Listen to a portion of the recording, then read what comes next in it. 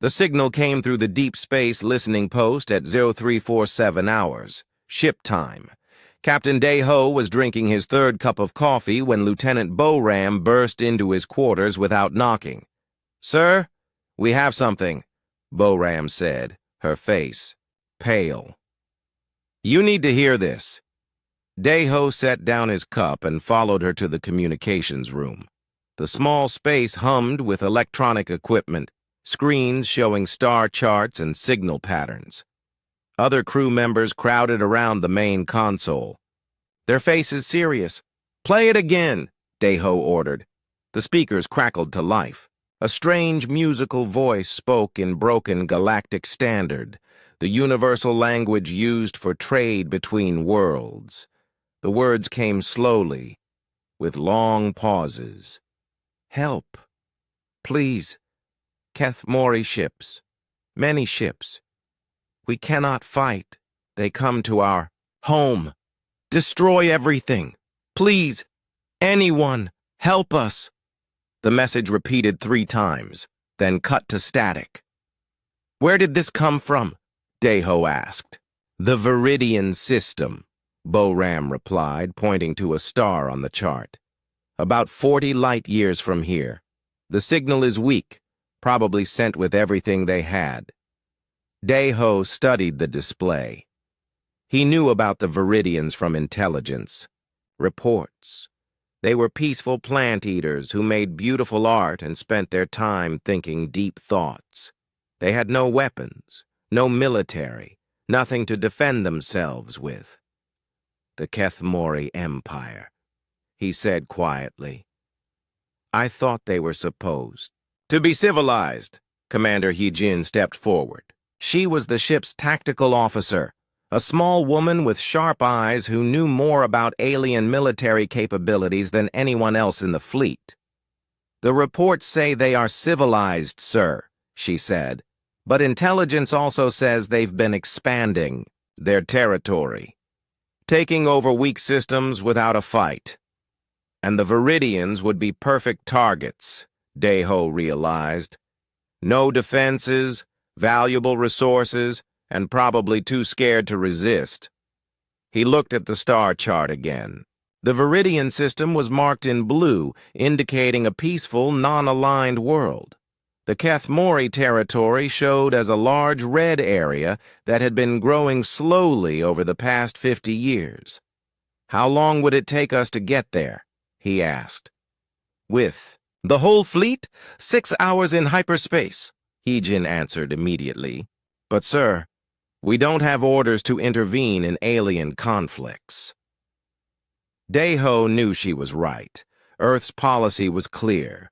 Humans were new to the galaxy and should avoid getting involved in other species' wars.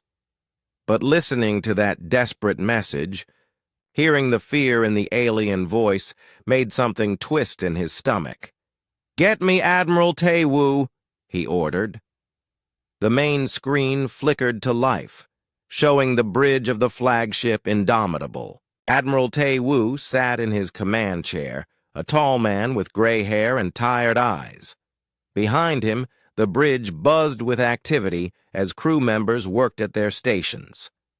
"Captain Deho," the Admiral said, "I assume this is about the Viridian." "Transmission." "Yes, sir. The whole fleet received it?" "Every ship picked it up. The aliens were broadcasting on all frequencies, maximum power." Taewu's expression was grim. "I've been reviewing our intelligence files on both species. What's your assessment, sir?" "The Viridians are exactly what they appear to be. Peaceful, artistic, completely helpless. They've never even developed basic defensive systems because they've never needed them. And the Kethmori? That's where it gets interesting." Taewu leaned forward. "Our files show they're an empire, yes, but they've never actually fought a war. They expand by making offers that planets can't refuse. Economic pressure, trade, deals, that sort of thing." Deho frowned. "Then why are the Viridians so terrified?" because the Kethmori probably told them what would happen if they refused. The Empire has a reputation for being thorough when they take over a system. They don't just conquer, they completely reshape the local culture. The communication crackled again as the Viridian message repeated. This time, Day-Ho heard something else in the alien voice. Not just fear, but despair. These people thought they were going to die. "Sir," he said carefully, "what are our orders?" Admiral Taewu was quiet for a long moment. "Officially, we're supposed to observe and report. Earth Command doesn't want us starting an interstellar incident." "And unofficially?" "Unofficially." Taewu's jaw tightened. "I spent 20 years in the Navy before we knew there were other species out here. I've seen what happens when bullies are allowed to operate without consequences." Day-Ho understood. The Admiral was thinking like a military man, not a diplomat. "The fleet is ready." "To jump, sir," Heejin reported from her station. "All 12 ships. Full combat readiness." 12 ships against how many Kethmori vessels? Taewu asked. "Intelligence estimates between 20 and 30 ships for a system conquest," Heejin replied. "But, sir, their technology is different from ours. We don't know how our weapons compare to theirs."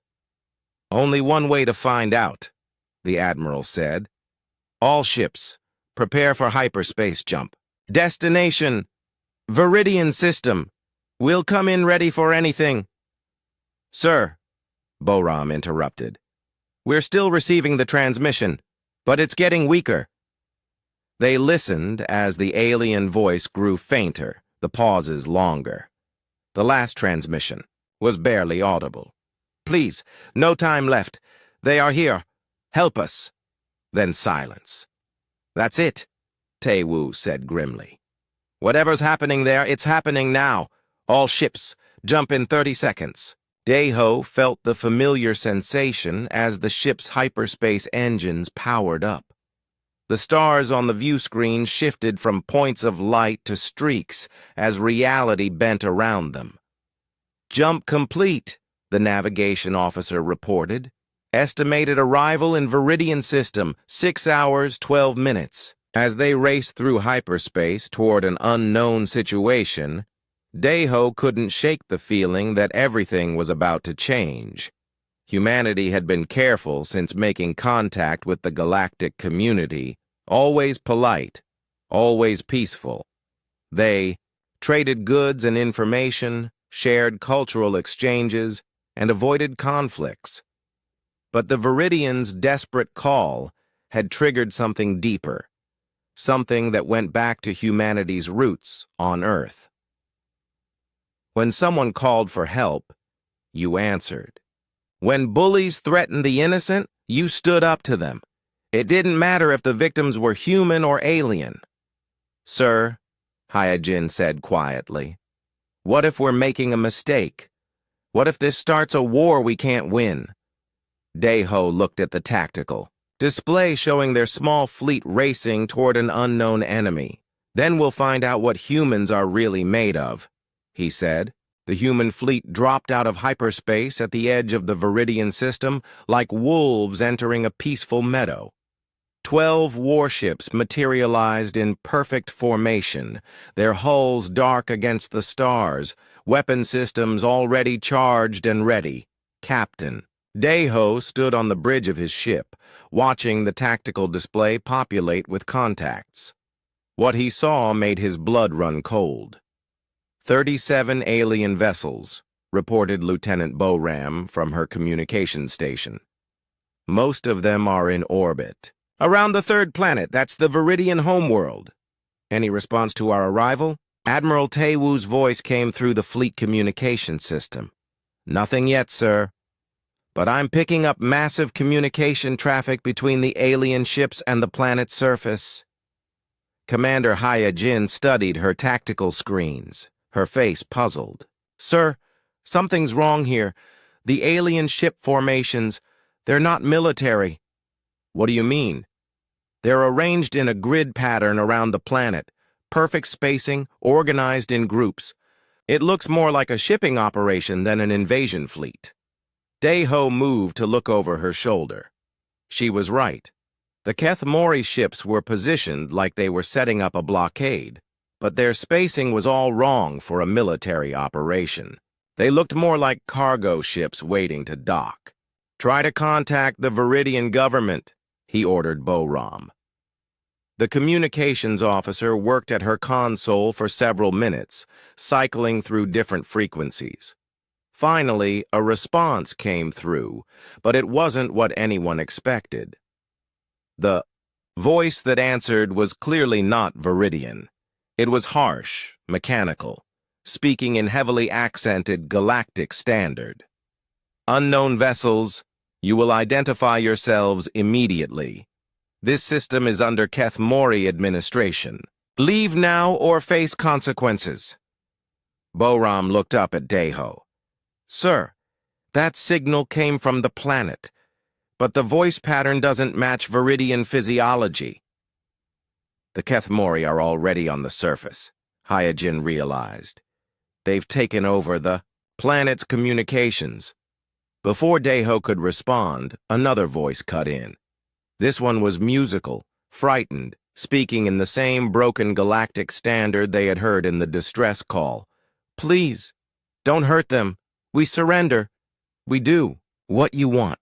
Please don't hurt the children." The transmission cut off abruptly. "The Viridians are being silenced." Admiral Taewoo's voice was ice cold. "All ships, battle stations. We're going in." Captain Minho's voice crackled over the fleet channel from his destroyer. "Admiral, I have weapons lock on 6 Keth-Mori vessels. Permission to engage?" "Hold your fire," Taewoo ordered. "Let's try diplomacy first." Boram opened a channel to the alien fleet.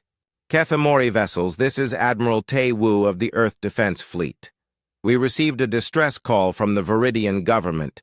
We're here to investigate reports of hostile action against a peaceful species." The response came quickly in the same harsh voice as before. "Earth ships, you have no authority in this system. The Viridians requested protection from the Keth-Mori Empire. We are here legally.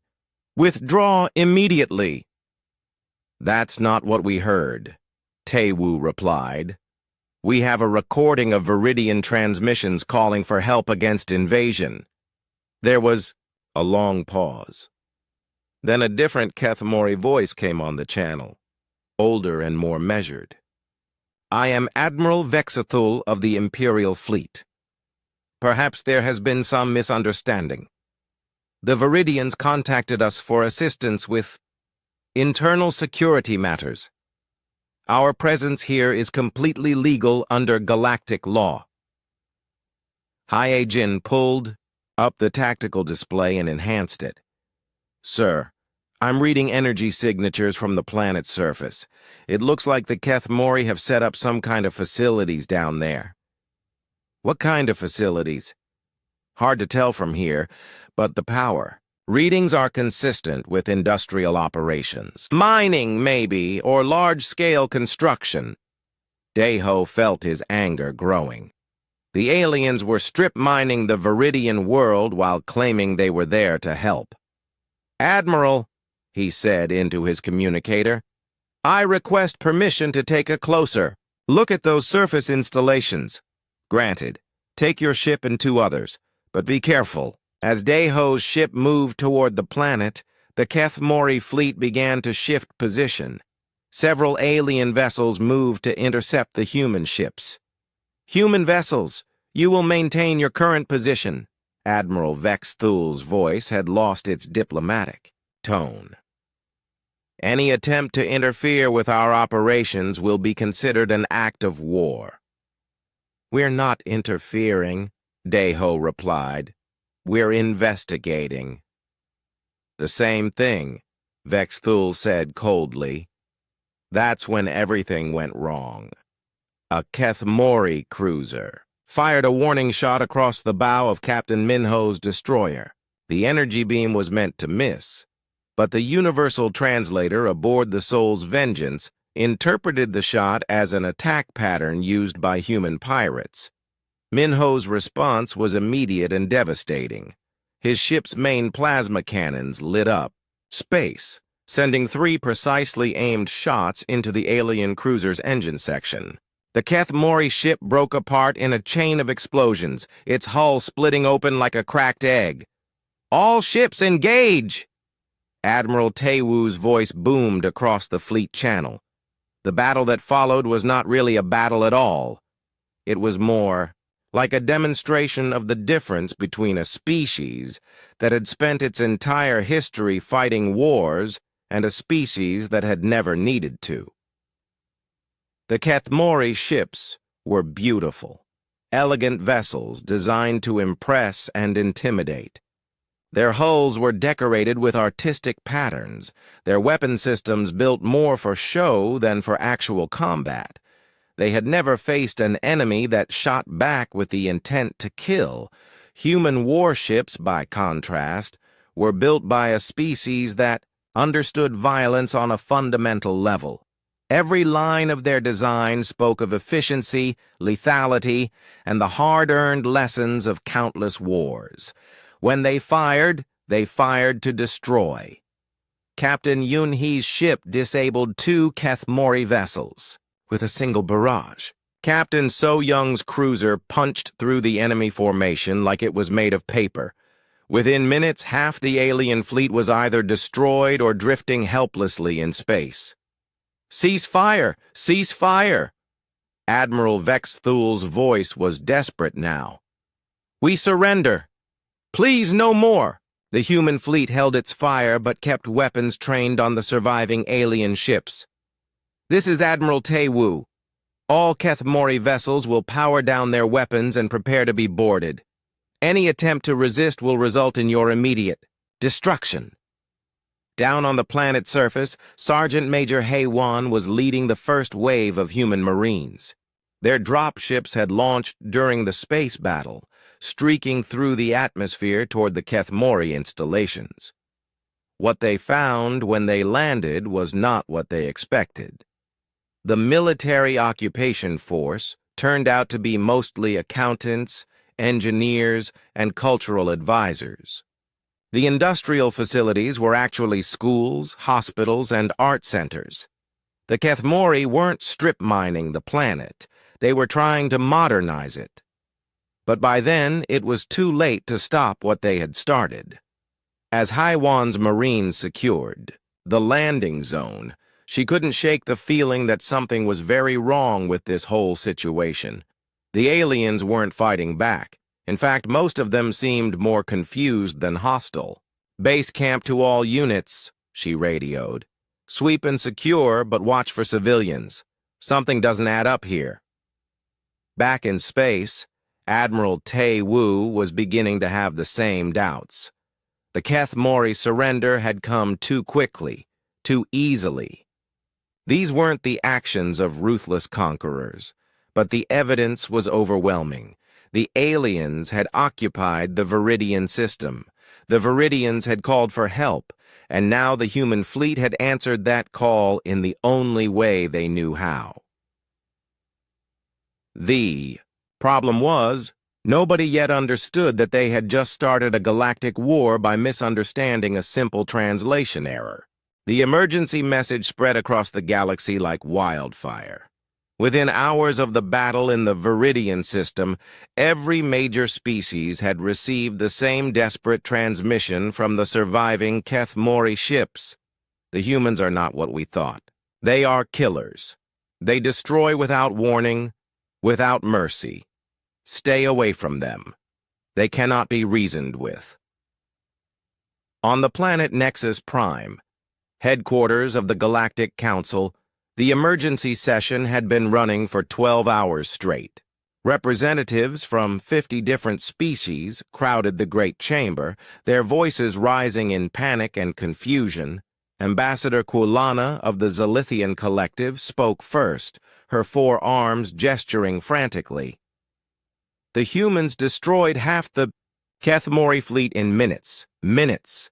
How is this possible from a species that only achieved faster-than-light travel 50 years ago? High Counselor Mordock, an ancient being whose species had been peaceful for over 1,000 years, studied the battle reports with growing horror. According to these readings, human weapons are designed to cause maximum destruction. Not disable, not capture. Destroy completely. But that makes no sense, interrupted Trade Minister Yexaloth. We've been dealing with humans for decades. They seemed reasonable, even friendly. They trade fairly, respect our customs, follow galactic law. Apparently that was all an act, Kulana replied. Look at these tactical analyses. Human ships are built like flying fortresses.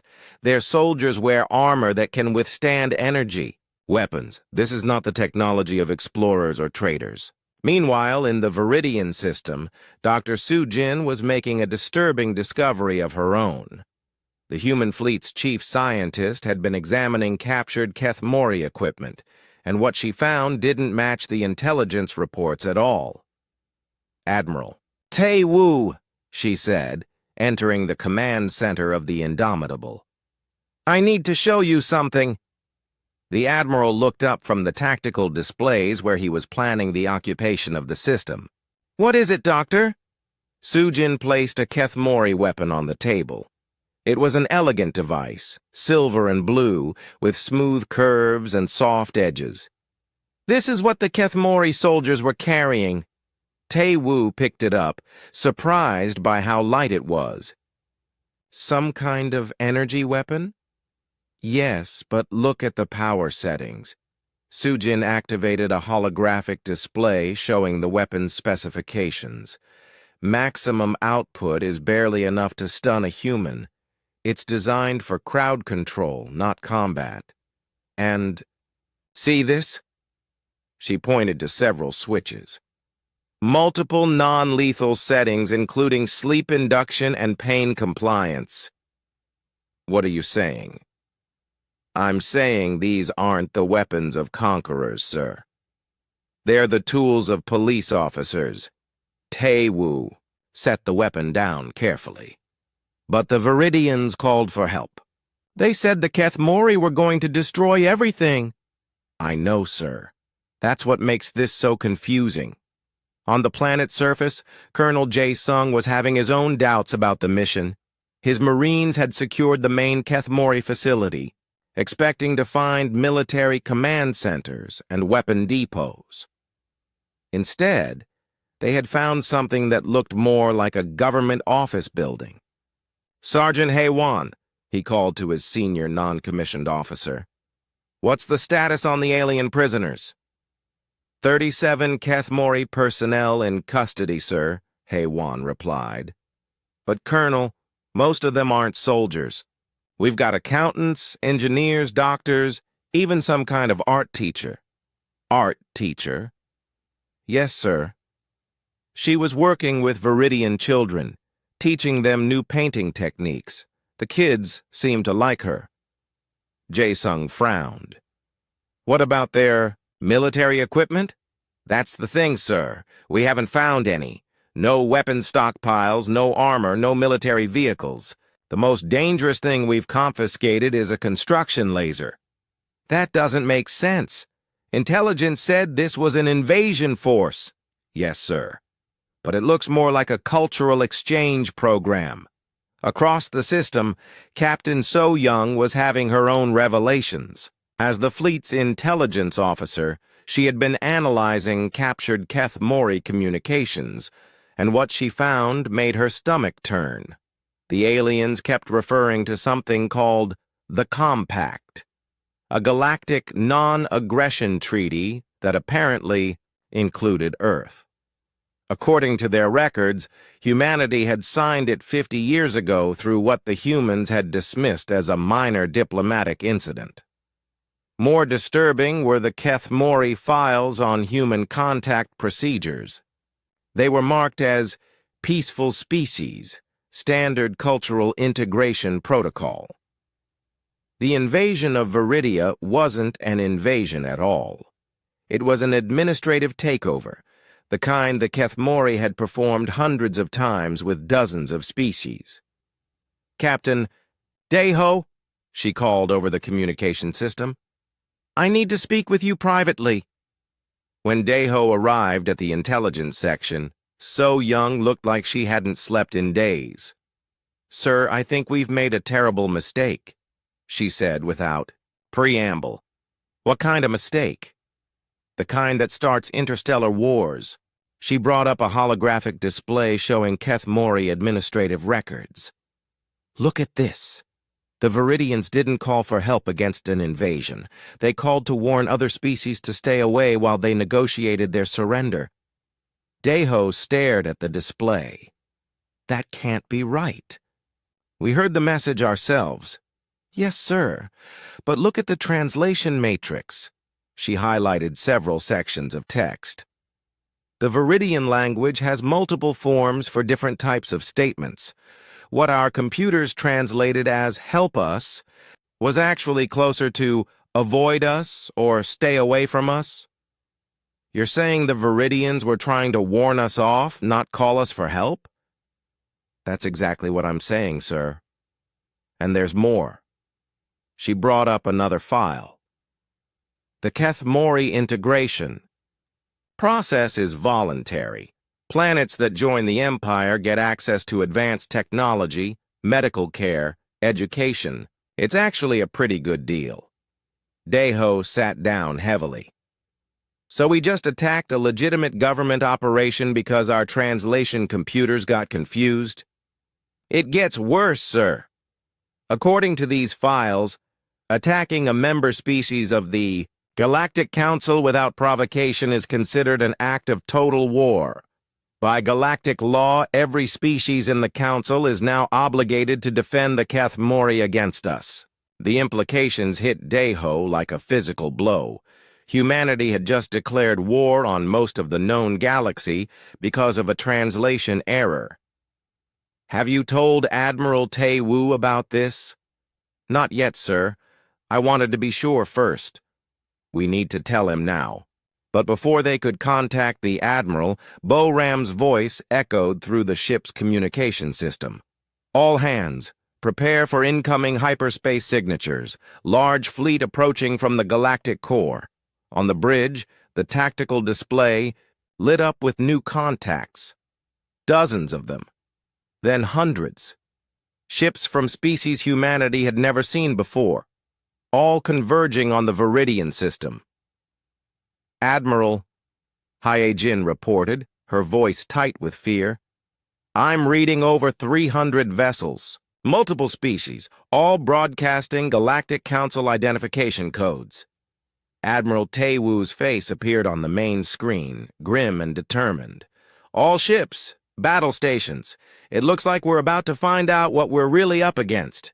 In the diplomatic chambers of Nexus Prime, the final vote was being taken. The motion was simple: authorize the immediate sterilization of Earth and all human colonies as a threat to galactic peace. The vote was unanimous. As the massive Council fleet prepared to jump to hyperspace, none of them realized they were about to face an enemy that had spent its entire evolutionary history learning how to kill things that were bigger, stronger, and more numerous than themselves. The Kethmori had been right about one thing. The humans were not what anyone thought they were. They were much, much worse. Back in the Viridian system, Admiral Tae Woo stood on his bridge watching the enemy fleet approach. His own 12 ships were outnumbered more than 25 to 1. "Sir," Hyejin said quietly, "we could still retreat. Jump back to Earth space and try to explain what happened." Tae Woo shook his head. "Too late for that. They're already here and they're not coming to talk." He activated the fleet communication system. "All ships, this is Admiral Tae Woo. It appears our first contact with the galactic community has not gone as planned. We're about to face superior numbers against an unknown enemy. But remember this. We are Earth Defense Fleet. We do not surrender, we do not retreat, and we do not leave our people behind. What are your orders, sir? Captain Deho asked. Tae-woo looked at the tactical display showing the approaching alien armada. Somewhere in the back of his mind, he heard his old drill instructor from the academy.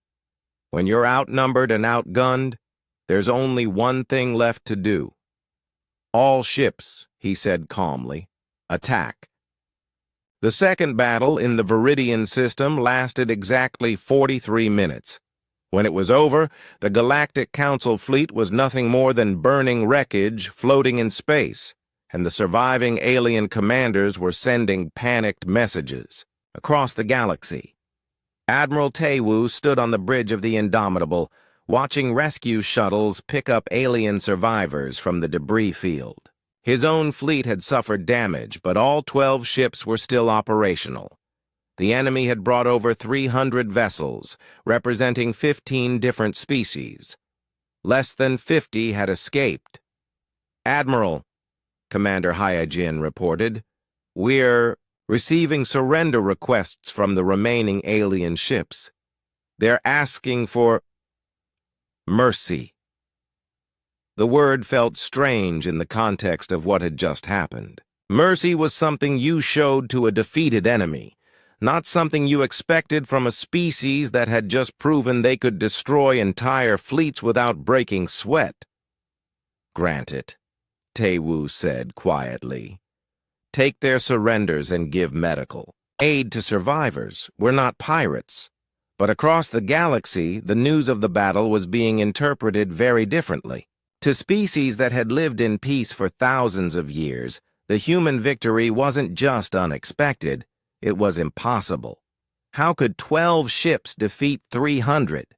How could a species that had only known about galactic civilization for 50 years possess such devastating military power? On Nexus Prime, the Galactic Council chamber was in chaos. Emergency broadcasts were flooding in from across known space as species after species reported the same terrifying news. The humans were not the peaceful traders they had pretended to be. They were something else entirely. They used their own ships as weapons, reported Admiral Zethkol of the Andromedan fleet, his voice shaking. "When their main guns were disabled, they rammed our vessels at full speed.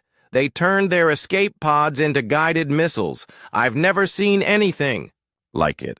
High Counselor Mordock listened to the reports with growing horror. "How many confirmed casualties?" "Over 15,000 dead, sir.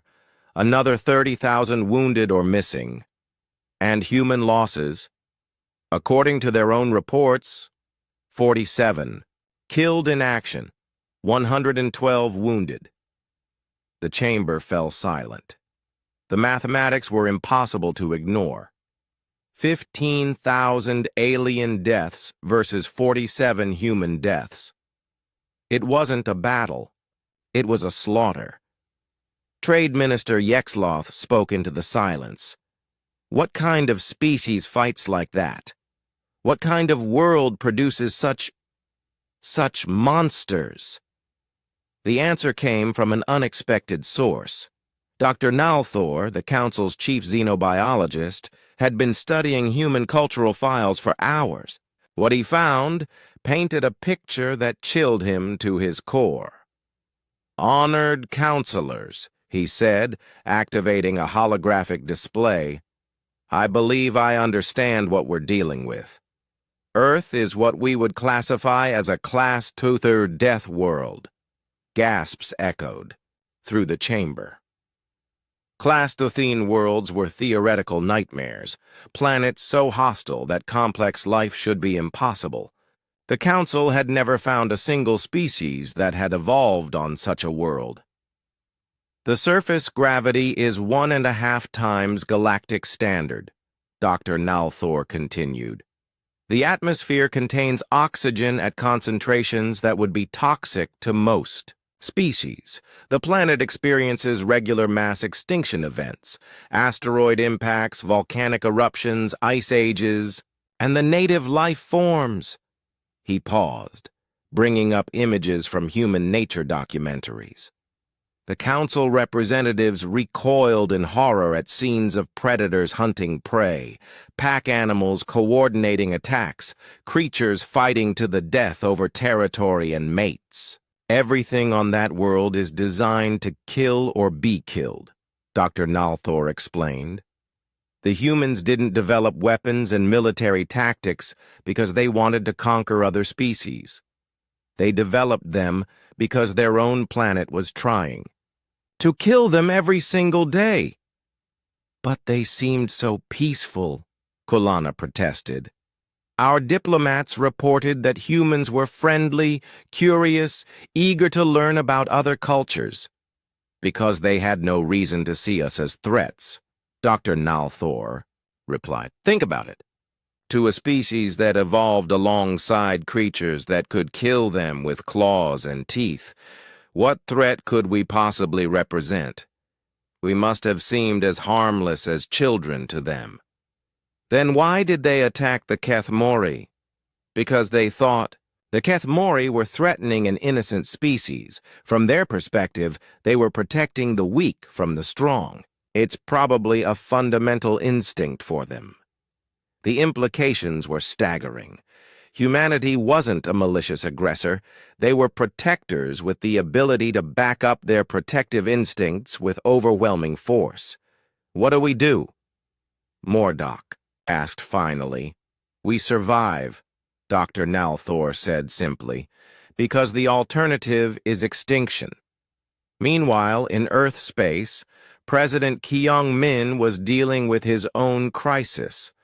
The news from the Viridian system had reached Earth through quantum communication channels, and what he learned made him realize that humanity was facing its greatest challenge since the species had first looked up at the stars. How many alien ships are heading toward Earth? He asked General Chang-Su, the head of Earth Defense Command. Current count is over 2,000, the general replied. Every major species in the galaxy is sending fleets. Some are coming to attack us, others are coming to surrender before we attack them.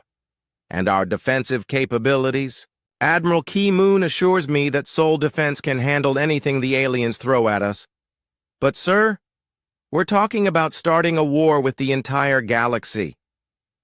President Kyung-min looked out the window at the peaceful Earth sky, knowing that somewhere, beyond those clouds, an alien armada was approaching with enough firepower to destroy every human world.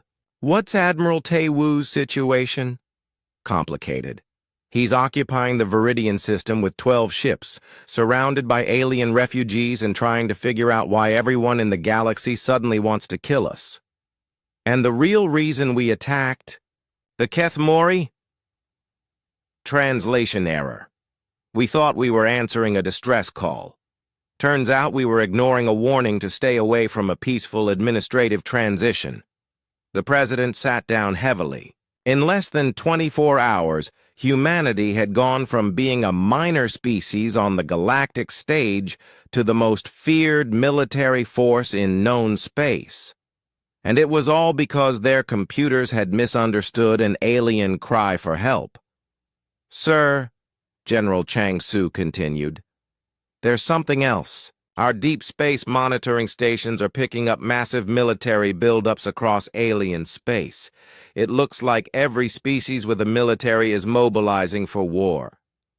Against us? Yes, sir. As far as the galaxy is concerned, we just proved that. Humans are an existential threat to galactic civilization. Are we? General Chang-Su was quiet for a long moment. Sir, I've been reviewing the battle reports from Viridian. Our ships didn't just defeat the alien fleet, they annihilated it. Admiral Taewoo's forces used tactics that the aliens couldn't even comprehend. We fought like we were trying to exterminate them, not just defeat them. Because that's how humans fight, the president realized. When we go to war to win, no matter the cost. Yes, sir. And to species that have been at peace for millennia, that kind of warfare looks like the behavior of psychopathic killers. The president activated his communication console. "Get me Admiral Tae-woo." The holographic display flickered to life, showing the admiral's tired face against the backdrop of his command bridge.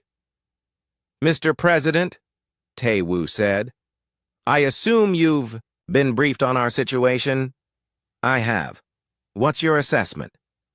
"We're at war with the galaxy, sir. Not because we wanted to be, but because we don't know how to fight any other way than to win completely." "What are our options?" "Limited. We can try to negotiate, but the aliens are too scared to trust us now. We can retreat to Earth space and try to defend our home system. Or we can finish what we started. The galaxy is mobilizing against us anyway. Maybe it's time they learned what happens when you threaten a death world species." President Kyung-min closed his eyes. The choice was simple, really. Humanity could try to run and hide, or they could stand and fight. But running would only delay the inevitable. The galaxy had decided that humans were a threat, and threats had to be eliminated. "Admiral," he said finally, "you have full authorization to defend humanity by any means necessary." "Understood, sir." As the communication ended, President Kyung-min looked out at the stars again. Somewhere out there, an alien armada was heading toward Earth with the intention of wiping out his species. They thought they were coming to destroy monsters. They had no idea that they were about to learn what monsters actually looked like when they were fighting for their survival. In the Viridian system, Admiral Tae-woo turned to his bridge crew. "All ships, prepare for hyperspace jump. Destination, Earth. It's time to go home and get ready for the real war." But as the human fleet prepared to leave, they didn't know that the battle for Viridian had already changed everything. Word was spreading across the galaxy about the species from the Death World, the beings who fought like demons and showed mercy like angels. Some species were preparing to fight them. Others were preparing to join them, and a few wise ones were preparing to surrender before the humans decided they needed to be stopped. The alien armada that approached Earth 3 days later was the largest military force ever assembled in galactic history. Over 2,000 ships from 43 different species, carrying enough firepower to sterilize a dozen worlds. They came expecting to find a primitive system with a few dozen patrol ships guarding a backward planet. What they found instead was Hell's own front door. Admiral Ki-moon stood in the command center of Luna Base, watching the tactical displays with grim satisfaction. The approaching alien fleet was massive, but they were flying into a trap that had been 300 years in the making. Earth's solar system wasn't just defended, it was weaponized. Every asteroid in the belt had been hollowed out and turned into a fortress. The moon bristled with railguns that could put kinetic projectiles through a battleship from 500,000 kilometers away. Mars hosted manufacturing facilities that could build a warship in 6 hours, and Earth itself sat at the center of it all like a spider in a web of destruction. "Admiral," reported Captain Young-soo from the sensor station, "lead elements of the alien fleet will be in weapons range in 20 minutes. Any response to our surrender demands?" "Negative, sir. They're not even acknowledging our transmissions." Ki-moon nodded. He hadn't expected the aliens to listen. After what happened at Viridian, both sides knew this was going to be a fight to the death. "All stations commence Operation Deathworld. Show these visitors what humans do to uninvited guests." The battle began at maximum range, with human railguns opening fire from lunar orbit. The aliens had never seen kinetic weapons on such a scale. metal slugs the size of telephone poles moving at significant fractions of light speed. When they hit, entire alien ships simply disappeared in expanding clouds of plasma. But the aliens had numbers, and they pressed their attack with desperate courage. Energy beams lanced out from their fleet, striking human defensive positions. Some of the smaller asteroid bases were destroyed, their defenders dying at their posts while buying time for the larger installations to return fire. Admiral Vorthak of the collective fleet watched in horror as his forward elements were systematically destroyed by weapons his sensors could barely track. "How are they doing this?" he demanded of his tactical officer. "Unknown, sir. Our computers can't process their fire control systems. It's like they're predicting where we're going to be before we know ourselves." "Because they are," realized Science Officer Melterra. "Look at these engagement patterns. They're not just shooting at us. They're herding us into kill zones. This isn't a battle plan. It's a hunting strategy." The comparison was more accurate than she knew. Human military doctrine had been developed by a species that had spent millions of years as persistence hunters, wearing down faster prey through superior endurance and coordination. They didn't just fight to win, they fought to completely eliminate threats. As the alien fleet pushed deeper into the solar system, they triggered the second phase of Earth's defenses. Hidden weapons platforms throughout the asteroid belt powered up, revealing themselves only when they opened fire. Stealth ships that had been drifting silent among the debris suddenly lit up their engines and struck at the alien rear guard. "It's an ambush," Vorthak realized too late. "The entire system is a trap." He was right. Humanity had learned from its history of warfare that the best defense was to make attacking you too costly to consider. Every human world was defended not just by ships and weapons, but by the accumulated tactical knowledge of a species that had been perfecting the art of killing for longer than most galactic civilizations had existed. The aliens fought bravely, but they were fighting the wrong kind of war. They had come expecting a traditional space battle between fleets of ships. Instead, they found themselves trapped in a killing field designed by predators who understood that the only way to end a threat was to end it completely. "Sir, Captain," Youngsu reported, "alien casualty estimates are approaching 60%. Some of their formations are beginning to break." "Any surrender offers?" "Yes, sir. 17 species have requested terms." "Grant them," Ki Moon ordered.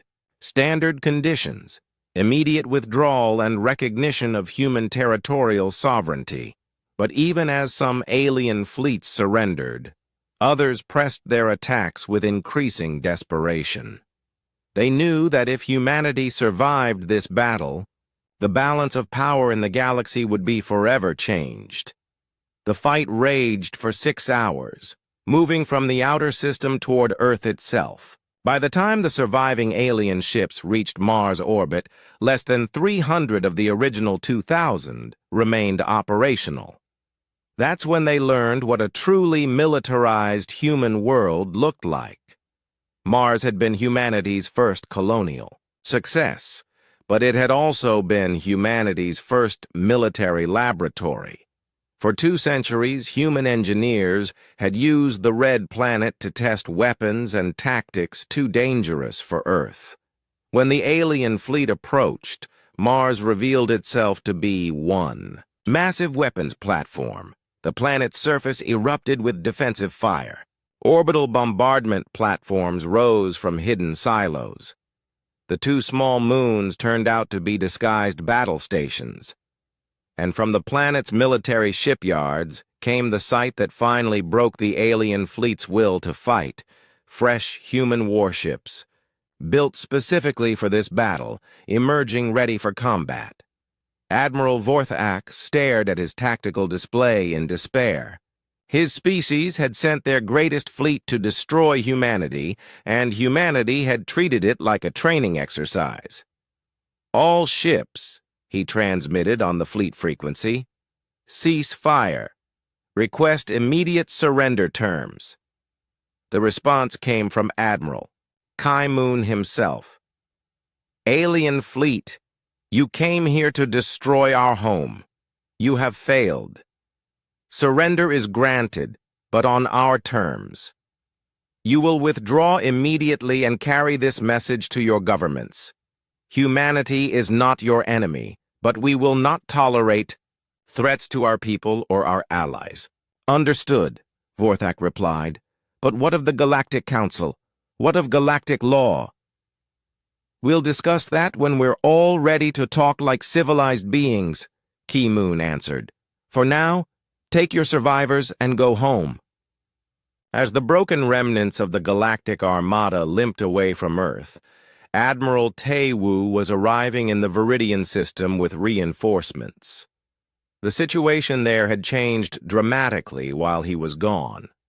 The Viridians, who had been terrified. Observers during the first battle had made an unexpected decision. Through their chief philosopher Anthara, they had sent a message to the Galactic Council that would reshape galactic politics forever. The humans came to our aid when we thought all was lost. They fought to protect us from what they believed was oppression. When they learned they had made an error, they treated both friend and former enemy with honor. These are not the actions of monsters, but of protectors. The Viridian Collective hereby request that humanity take the Keth-Mori Empire's place on the Galactic Council. The request had sent shockwaves through galactic civilization. A species that had just demonstrated the ability to destroy entire fleets was being invited to join the very organization that governed galactic peace. Dr. Su-jin brought the news to Admiral Tae-woo as his fleet took up position in the system. "Sir, we've received over 300 diplomatic requests from various species. Some want to surrender, some want to ally with us, and some want to hire us as military contractors." "What's our official response?" "President Kyung-min has authorized me to begin preliminary negotiations. But, sir, there's something else. The Keth-Mori Empire has collapsed. When word spread about what happened to their fleet, 17 member worlds declared independence. The survivors are asking for asylum." Tae-woo looked out at the debris field where the battle had taken place, now mostly cleared by human salvage, crews working alongside alien survivors. "What about the ones who surrendered? What do they want?" "That's the interesting part, sir. They want to join us." "Join us how?" "They're calling it the Terran Compact, a mutual defense agreement with humanity, as the senior partner. They seem to think that being protected by us is preferable to being conquered by someone else." It was an ironic reversal. Humanity had stumbled into galactic politics by trying to prevent an invasion that wasn't actually happening. Now they were being asked to become the very thing they had thought they were fighting. A dominant military power imposing order on smaller species. But there was a crucial difference. The humans weren't interested in conquest or tribute. They wanted something much simpler, to be left alone to live their lives in peace, with the guarantee that anyone who threatened that peace would face consequences they couldn't imagine. "Tell the president we accept the Viridian proposal," Tae-woo decided. "But on our terms.